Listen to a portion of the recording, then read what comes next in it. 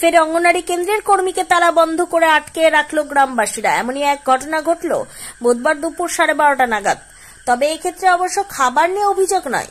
অভিযোগ উঠেছে ময়ূরেশ্বর 1 নম্বর ব্লক এলাকার নামডুমরা অঙ্গনারী কেন্দ্রের কর্মী সুচিত্রা মুখার্জি অঙ্গনারী কেন্দ্রে সব দিন আসতেন না, যার ফলে শিশুর প্রথম পাঠশালা বলে পরিচিত অঙ্গনারী বা সুসংহত শিশু বিকাশ কেন্দ্রে শিশুদের পঠন পাঠনের পাঠ শিখেই উঠেছে। আর এতেই বুধবার দুপুরে ক্ষুব্ধ হয়ে ওঠেন গ্রামবাসীরা। এমনকি রীতিমতো তালা বন্ধ করে আটকে রাখা হয় কর্মী ও সহায়িকাকে।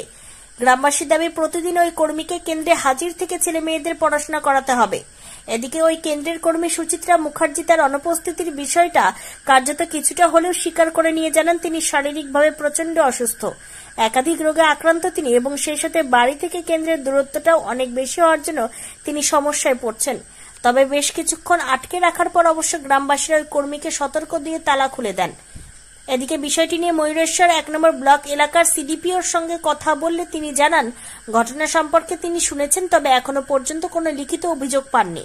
সংশ্লিষ্ট এলাকার দায়িত্বে থাকা সুপারভাইজারকে কেন্দ্রে পাঠানো হবে, তারপর সবকিছু খতিয়ে দেখতে যথোপযুক্ত ব্যবস্থা গ্রহণ করা হবে। এমনকি অভিযোগ প্রমাণিত হলে কড়া পদক্ষেপ নেওয়া হবে বলেও জানান ওই আধিকারিক।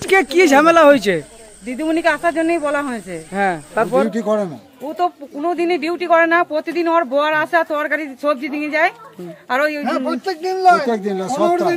তারপরে ওই যে রান্না করে, ও আপনার রান্না করে। এবার ওকে আজকে বলা হয়েছে যে আপনাকে এসে ছেলে পড়াতে হবে।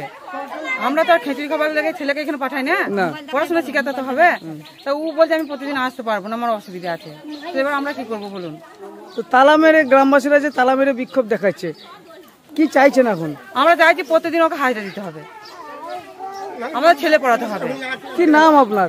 আমার নাম রানী বাগদি।